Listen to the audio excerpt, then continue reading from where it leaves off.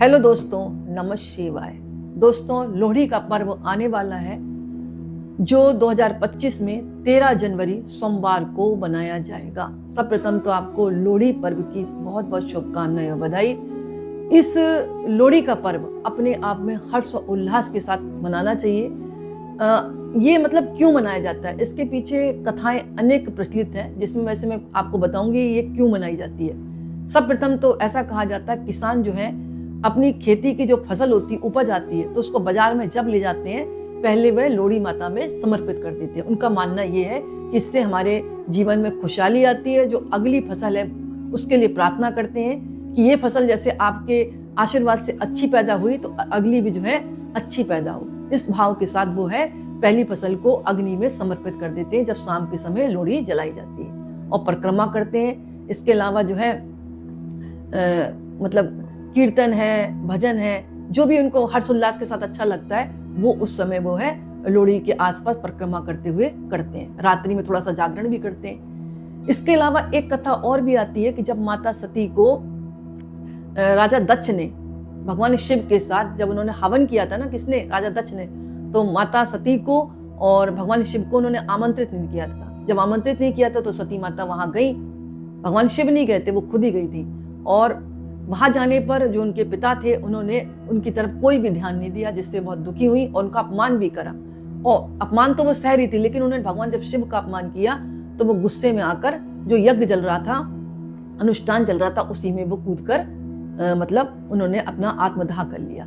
तो कहा जाता है कि उसमें उस चीज की याद करते हुए भी लोहड़ी का पर्व अग्नि जलाई जाती है। मतलब अग्नि क्यों जलाई जाती है इसका कारण मैं आपको बता रही हूँ। जब माता सती ने जो अनुष्ठान चल रहा था यज्ञ का, उसमें अपने आप को दाह कर दिया था, तो उसके बारे में जानकारी के लिए ये जो पर्व मनाया जाता है। कथाएं हैं इस तरह से, मतभेद हो सकता है क्योंकि अपने आप में कोई भी इतना मतलब कहते हैं ना, अंडरस्टैंडिंग नहीं होती, समझदारी नहीं होती। जैसा जैसे मिलता है वैसे वैसे लोगों के साथ शेयर करते हैं। इसके अलावा एक कथा और आती है। एक दुल्ला भट्टी नाम के एक युवक थे जो कि बहुत मतलब अच्छे माने जाते थे। तो उन्होंने दो लड़कियों को, एक सुंदरी और मुंदरी नाम की लड़कियां थी जो कि राजा अकबर के चंगुल में फंस गई थी, और राजा अकबर जो थे वो उनको बाहर भेज रहे थे अमीरों के पास। तो कहा जाता है कि जो दुल्ला भट्टी थे इन्होंने सुंदरी और मुंदरी नाम की जो कन्याएं थी इनको अकबर के जाल से निकाला और फिर उनके अच्छे लड़के देखकर शादी करा दी थी।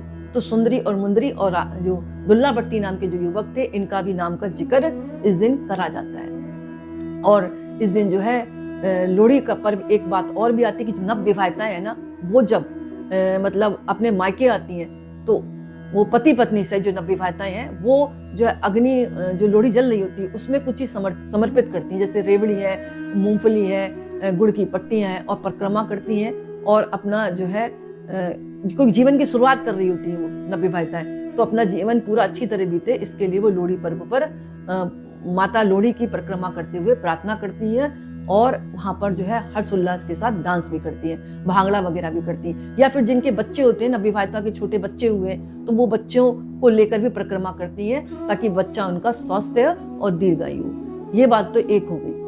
इसके अलावा जब हम परिक्रमा कर लेते हैं तो जो लोहड़ी की राख होती है ना, उसको भी अगर घर पर रखते हैं और अपने माथे पर लगाते हैं तो जैसे तांत्रिक क्रियाएं होती हैं या कोई उपाय के तौर पर किसी के ऊपर टोना टुटका कर देता है तो वो उस उपाय के तौर पर भी ये जो लोहड़ी की राख है बहुत कारगर होती है। और इस दिन हो सके तो लाल और पीले रंग के वस्त्र आप धारण करें, अति उत्तम है। इसके अलावा अगर आपकी आर्थिक स्थिति कमजोर है तो एक लाल रंग का कपड़ा लेकर अपनी सामर्थ्य के अनुसार थोड़ा सा गेहूं डालकर किसी ब्राह्मण को आप दान करते हैं तो इससे भी आपकी आर्थिक स्थिति मजबूत होती है। इस दिन ये भी कहा जाता है कि जो रेवड़ी और मूंगफली और गजक है, या अपनी सामर्थ्य के अनुसार आप जो भी चीज डाल रहे हैं उसको लोहड़ी की अग्नि में समर्पित करने के बाद छोटी छोटी कन्याएं और छोटे छोटे बच्चों को बांट देना चाहिए। और बांटने के साथ साथ जो जरूरतमंद लोग हैं उनको भी आप कोई चीज मतलब दान कर सकते हैं। ये तो बांटना नहीं पड़ता है, थोड़ा थोड़ा बांट दे अपनी सामर्थ्य के अनुसार, इससे भी जो है दुर्भाग्य दूर होता है, सौभाग्य जो है जागृत होता है। तो दोस्तों, ये छोटे छोटे उपाय अगर आप इस दिन करते हैं तो आपकी सारी समस्याएं हल होती हैं और इसके साथ साथ माता लोहड़ी का भी आशीर्वाद आपको प्राप्त होता है। और इस दिन जो है भांकड़ा वगैरह ढोल बाजे जरूर बजाने चाहिए। और कोई भी आपकी जैसे कोई फसल है घर में आप खुद किसान हैं और आपकी फसल है तो उसको भी थोड़ा सा समर्पित करने के बाद महादेवी को समर्पित कर दे, अग्निदेव में समर्पित कर दे। मैंने एक ही बात कही, महादेवी कोई और नहीं है, ये पार्वती का ही रूप मानी गई है, क्योंकि जगत जननी पृथ्वी माता को भी माना गया। तो पृथ्वी माता से जो पहली फसल निकलती है वो किसान लोग मतलब समर्पित करने के साथ साथ घर परिवार में भी अगर लोहड़ी बना रहे हैं और आप पहला अनाज कहीं से लेकर आए, पिसवा कर लेकर आए, तो वो भी आप समर्पित करते हैं, तो जीवन में खुशहाली बनी रहती है। तो दोस्तों एक छोटा सा वीडियो था। इस दिन हो सके तो लोहड़ी माता के सामने आप एक दीपक भी प्रज्वलित कर सकते हैं सरसों के तेल का, ऐसा कहा गया है। और साथ ही साथ आप प्रार्थना करें और खूब हर्ष उल्लास के साथ इस त्योहार को मनाएं। अंत में वीडियो खत्म करने के उपरांत मैं आपको फिर एक बात कहती हूँ, आपको लोहड़ी पर्व की बहुत बहुत शुभकामनाएं, बधाई। अगर मेरा वीडियो पसंद आया हो तो आप लाइक जरूर करें। बहुत बहुत धन्यवाद।